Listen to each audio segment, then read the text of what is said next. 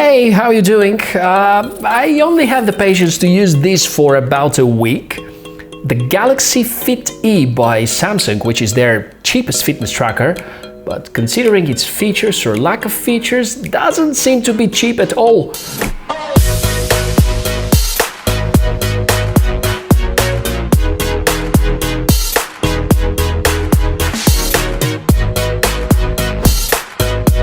Hey everybody, welcome Tech for All channel. My name is Michael and over here we inspect cool tech.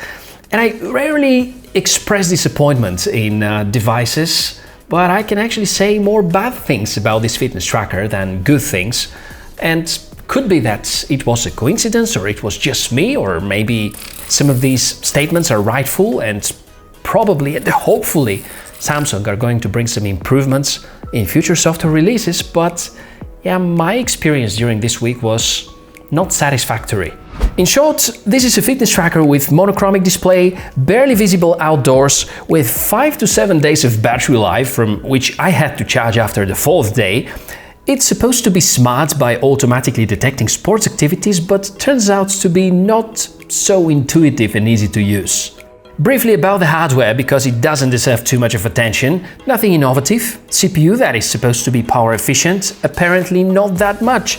Battery, as mentioned, lasts up to a week. There's a heart rate sensor, accelerometer, which helps to count the steps, and pretty basic operating system. I guess the whole thing has a rather good integration with Samsung smartphones.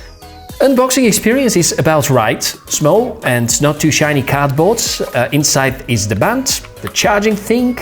Maybe we can call it a dock. Unlike most fitness trackers, it's not magnet-based. They use a weird click mechanism, which is a bit of annoying. Me no like, you know. But there's something good. On the display, there's a pre-applied screen protector, one of the few things I could applaud. Obviously, good attempt by Samsung to protect the plastic coverage of the screen. There's also a capacitive button, and the screen is not touch, it's actually a tap screen. That's how you navigate. Very good strap with interesting way of buttoning. Once you go through the first time setup, there would be a potentially firmware update, and after you finally configure it and just use it, it could be alright. My major complaints are caused by the software.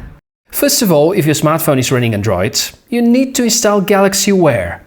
After you launch it, it asks you to install one more app, being a plugin, and then another one acting as a service. So far we have 3 of them for a single ultra basic fitness tracker. Probably you're gonna say that some of these apps are used for the higher grade smartwatches by Samsung, but honestly I don't care, and it's an overkill for such a basic fitness tracker. After a few days of using, I realized that there is no historical data of my activities. So the next thing I had to discover that there's a 4th app that you need to install, which is the Samsung Health app. Also, it took me a few days to figure out why the watch doesn't show the heart rate. Apparently it is not on by default, neither it is part of the default watch face, perhaps because it shortens the battery life. So if you want it on, you have to go to the Wear app, add the widget for it, and then it becomes operational. Well, this is a little frustrating, hard to agree upon, not user-friendly, and apparently Samsung don't do themselves a favor because the key feature is not on out of the box. Here's the menu navigation. At least this is done the right way. You can easily add or remove the sections and group them based on your preference. This is really good. There's analysis about the sleep quality, estimation about calories burned, automatic sports detection. It didn't catch my football game, but managed to capture a few walks. No GPS, of course, and you may manually start some of the activities right from the app. You will find no feature to control the brightness, and the other weird decision, which was kind of the default setting, was that there was no way to turn the screen on by tapping or double tapping. You know, the first thing I thought, maybe there's something wrong with my touch display. But then I discovered that every time I want to wake up the screen, I had to make this weird lift movement in order for the screen to come on. And of course that was fixed by configuring the section in the smartphone app. But let's say it's not really user-friendly and can trick some people to think like me that there's something wrong with the hardware.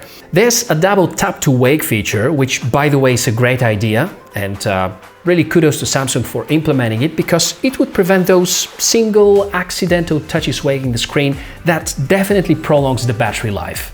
And so here we are. No matter how respectful I always try to be about tech, investments in research and development, brands and so on, there are more things that are bad rather than good about this watch, and most of the issues are software related.